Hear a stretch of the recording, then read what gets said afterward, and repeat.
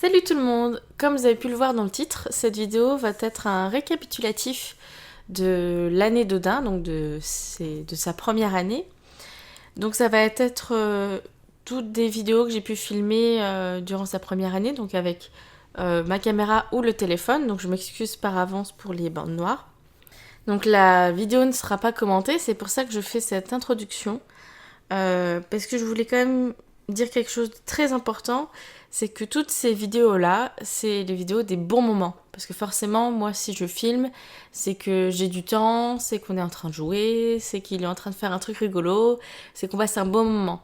Mais je voulais vraiment préciser qu'il n'y a pas que ça. Hein. Avoir un chiot, c'est pas que des bons moments. C'est énormément de travail. Comme on l'avait dit dans la toute première vidéo que j'avais fait, au tout début, Odin ne se retenait que 2-3 heures, donc ça voulait dire qu'il fallait se réveiller toutes les 3 heures pour le sortir, pour lui apprendre à être propre, pour pas qu'il fasse pipi dans la maison, enfin dans l'appartement à l'époque. Pendant de très longs mois, il n'arrivait pas à se retenir plus de 5 heures, et s'il y avait des gens, ça l'excitait, et du coup, il fallait le sortir toutes les heures, sinon il risquait d'avoir un accident, par exemple. Donc ça demande pas mal de travail. Et aussi de la patience, parce qu'on peut pas s'énerver contre lui. C'est pas de sa faute s'il peut pas se retenir, c'est pas de sa faute s'il est pas encore mature, s'il est pas encore grand, donc c'est un apprentissage pour lui, donc il faut être patient, il faut être indulgent. Il faut s'adapter au chien. Nous, c'est un bosseron, donc c'est un chien de travail, en plus c'est un gros chien. Ça veut dire qu'il faut le défouler, il faut le dépenser. Donc il y a eu un moment de sa croissance où il avait un trop plein d'énergie, j'étais obligée de l'emmener en forêt tous les matins, même si je travaillais, donc j'y allais à mon réveil, des grosses sessions de promenade, etc. Si vous vous absentez parce que vous travaillez, bah, il faut qu'il dorme quand vous n'êtes pas là, et pour qu'il dorme, il faut qu'il soit fatigué, donc il faut jouer à chaque fois que vous êtes là, il faut s'occuper de lui aussi, parce que lui il n'a pas choisi cette vie-là, c'est vous qui lui imposez, donc il faut s'occuper de lui quand vous êtes présent. Forcément, c'est lui apprendre à ne pas tirer, que ce soit un petit ou un gros chien, et surtout quand c'est un gros chien. Et même encore aujourd'hui, hein, Odin n'est pas parfait, il faut encore lui apprendre à ne pas tirer.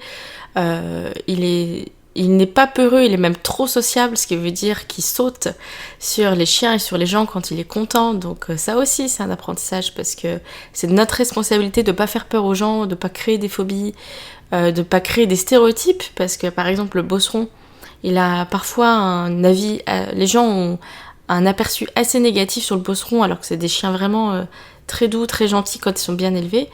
Et donc c'est notre responsabilité de montrer une bonne image du bosseron, par exemple pour nous. Mais dès l'instant que vous avez un gros chien, il faut vraiment y faire très attention. Donc c'est vraiment une responsabilité que je ne regrette pas du tout. Ça m'a fait énormément de bien de l'avoir. Moi qui étais de tendance angoissée, j'ai plus du tout de stress. J'ai repris la marche, j'ai repris le sport parce qu'il m'a motivée, parce qu'il m'accompagne. Et voilà, moi je m'y retrouve. Mais voilà, ces vidéos, elles vous montrent pas tout le travail qu'il y a eu derrière.